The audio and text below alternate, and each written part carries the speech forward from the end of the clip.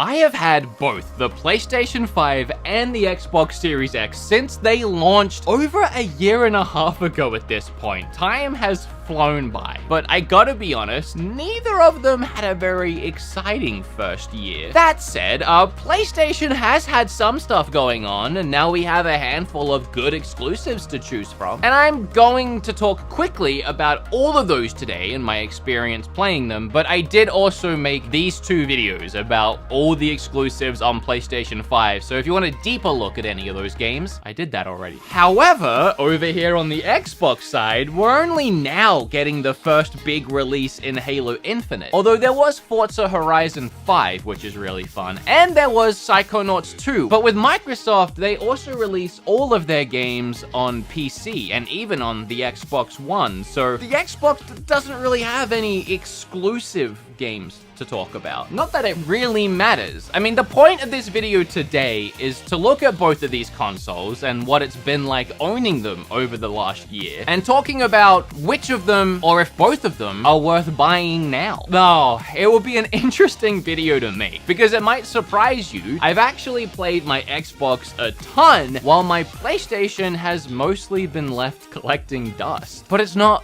for the reason you might think. Let's talk about that. This video is sponsored by Audible. Go to audible.com/beatemups or text beatemups to 500-500. Oh, sorry, I was just about to listen to Audible. Because you see, as a premium Audible member, I have access to the largest selection of audiobooks, ranging from bestsellers and new releases to celebrity memoirs, many of which were wrote by some of my dearest friends. Languages, business, motivation, and more, like original entertainment from thousands of popular and binge-worthy podcasts to top celebrity creators like myself. Well, I'm not quite on Audible yet, but I'm sure after seeing this promotional spot I made for them, my phone will be a-ringing. You have my email, Audible. As a premium Audible member, I get 1 free credit a month, good for any title in the premium selection. That's where you'll find a lot of premium members like myself listening to the latest bestsellers. Best part is those titles are ours to keep forever in our extensive Audible libraries. If you join us, you'll also get full access to the Popular Plus catalog, and it's filled with thousands of Audible books and original entertainment. If I may recommend you some Audible books, Eddie Vedder, I Am Mine is a rare glimpse into the mind of a rock icon. New members can always try Audible for free for 30 days. Not that us premiums would know anything about that. It's a perfect time for it, with Audible's holiday special offer of 60% off your first 3 months. It's only $5.95 a month, and even someone of my stature can tell a good deal when I see one. Give yourself the gift of listening. For more, go to audible.com/beatemups or text beatemups to 500-500. Now, if you'll excuse me, go on. Okay, so it's only fair to mention that both of these consoles released mid-pandemic. While these consoles were ready to launch, a lot of game developers weren't able to develop, so it's no surprise that for both of them, the following year would be a bit quiet. That said, though, the PlayStation had a little bit more going for it into this generation. Sony had a massive success with the PlayStation 4 and were rolling in with a head of steam, whereas Xbox is still trying to get back into, pun not intended, the game. The biggest blow for them was not being able to get their flagship Halo out on launch as intended, and instead it was delayed an entire year. The campaign releases tomorrow as I'm filming this. But something Microsoft has done very well is making their platforms and their games accessible to everyone anywhere at any given time. Features like Game Pass and backwards compatibility still made the Series X a viable purchase, and the promise of upcoming titles like Halo was clearly enough to keep it flying off the shelves, as just like the PlayStation 5, they have been consistently out of stock since launch. Actually, Microsoft had their strongest console launch ever with the Series S and X, and they've sold over an estimated 8 million consoles to date. In fact, even Game Pass subscriptions are over 20 million. The sold out stock has been fun for those people that still don't have either console and are still trying to get one now. With places like Walmart, Best Buy, GameStop, every couple of weeks they seem to have a stock refresh online, but within a few minutes they're all gone again. This is mostly due to the insane chip shortages we're still facing during the pandemic though. So first up, let's talk about the PlayStation 5. As I said, it's mostly been gaining dust. There's two reasons for that, and one you will not expect. It's been gaining dust pretty much ever since June after I finished Ratchet & Clank. I did dust it back off to play some Ghost of Tsushima once the PlayStation 5 Director's Cut upgrade dropped in August, but then I put the controller back down, and I don't believe I've picked it up since. Even though I adore my PlayStation 5, and I really do, I love the console. For me, always with PlayStation actually, that's always been my console where I play the PlayStation exclusives, because I love pretty much all of them. PlayStation does what it does best in creating near perfect gaming experiences that can only be played on PlayStation. Games like Spider-Man, Ghost of Tsushima, Last of Us, I never get as excited to play games as I do to sit down and play a PlayStation exclusive. It's right up there with the new Zelda for me. But when it comes to gaming online, or even playing third-party titles, I always lean towards Xbox. And that's just a personal choice. My high school friends and we've always been Xbox people. When we were in school, the 360, good times.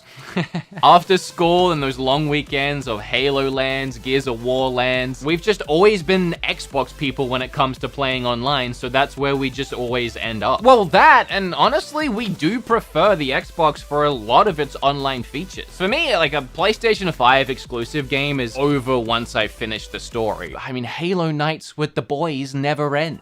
And then there's the third-party games I mentioned before. Whenever games like Far Cry or Assassin's Creed come out, I always gravitate towards buying them on Xbox. Visually, I find the Series X does a better job than the PlayStation 5. But for example, like the Mass Effect trilogy, it plays at 1440p 60 on the PlayStation, but 1440p 120 on the Xbox Series X. And I know, it's a little detail that really doesn't matter. It doesn't change your gaming experience. There's a lot of reasons why I end up buying games for the Xbox, so when it comes to buying a game, I like to just try and keep them all in the same place. I'm not trying to come off as elitist by any means or start any kind of war as to what console can do what better. That conversation is so mute to me, because really what it comes down to is a developer and how they utilize the hardware. And when a game like Spider-Man is made specifically for the PlayStation, it ends up looking better than anything else I have seen. But these third-party games that are split right down the middle, I just find that Xbox plays them a little better, but it's very small details. And if I have both, I may as well use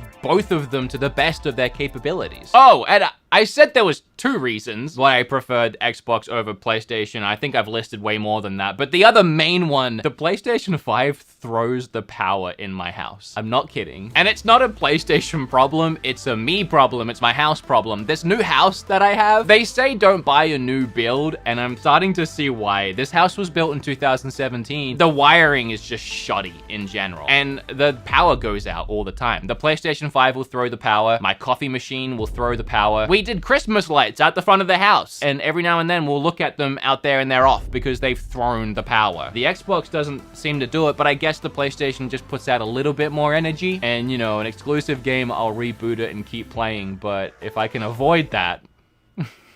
Alright, so those are personally why. Honestly, the power thing wouldn't change much. I just thought it'd be funny to mention it. But that's why I've been using my Xbox more. Oh, especially since Halo has been out. But let's backtrack a little bit. I feel like I started talking about the Xbox. Let's get back to the PlayStation, because playing games on this is fantastic when the power stays on. So it launched with a handful of games: Miles Morales, Demon's Souls, Sackboy, Godfall, Astro's Playroom, and a couple other fun titles like Bugsnax. And honestly, it was an amazing launch lineup. Probably one of the best I've ever seen. Again, you can watch my reviews for a better idea for each game and why I loved them so much or hated them.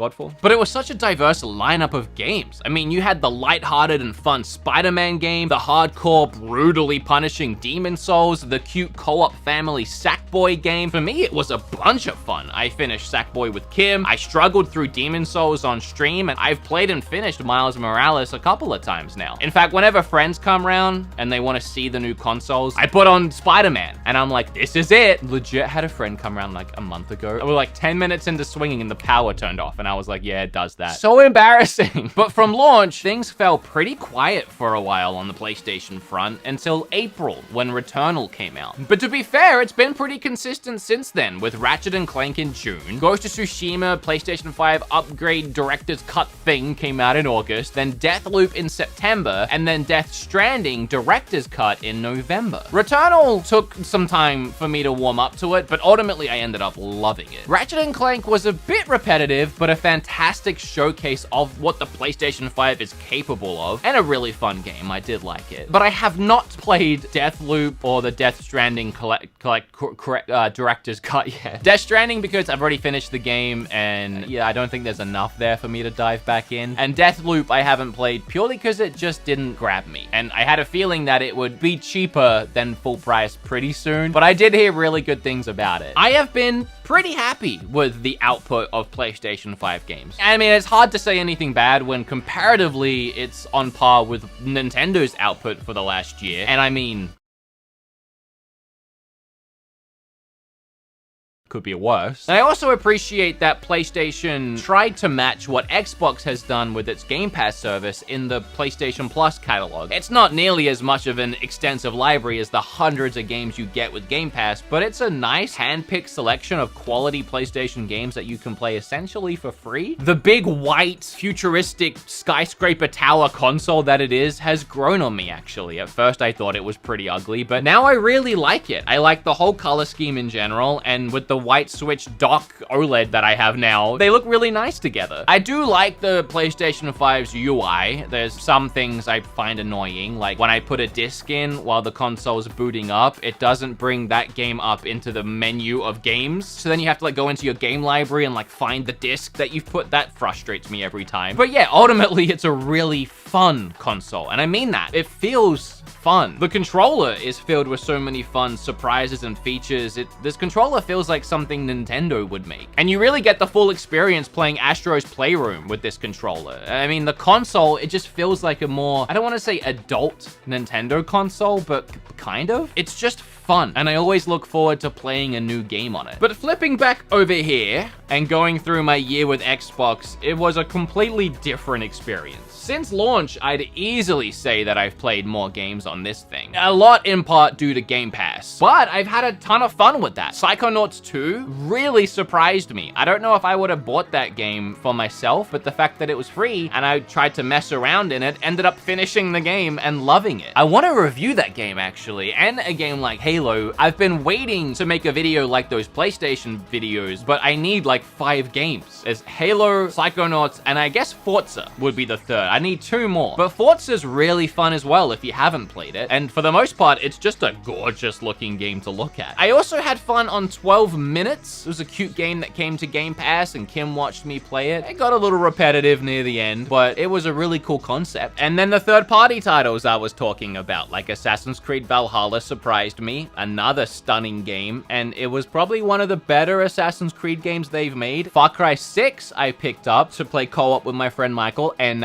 we didn't love it. It's boring, sorry. Halo though, that's the real deal. That is honestly for me the first time I sat down to play my Series X and I felt like I was playing an Xbox game. The best part about Halo is that even though it's on PC, it's a game that's built for controllers. So playing it on console still feels like the true experience, and it helps make Halo feel like the big Xbox exclusive. The campaign comes out tomorrow as I'm filming this video. I thought about waiting to film it until I'd played that, but honestly, I'm probably gonna wait to play the co-op, which is launching later. It's kind of a whole mess on Xbox. The game is out, but is it? I mean, the multiplayer came out a couple weeks back. Now the main game's coming out, but the co-op and other features are coming later.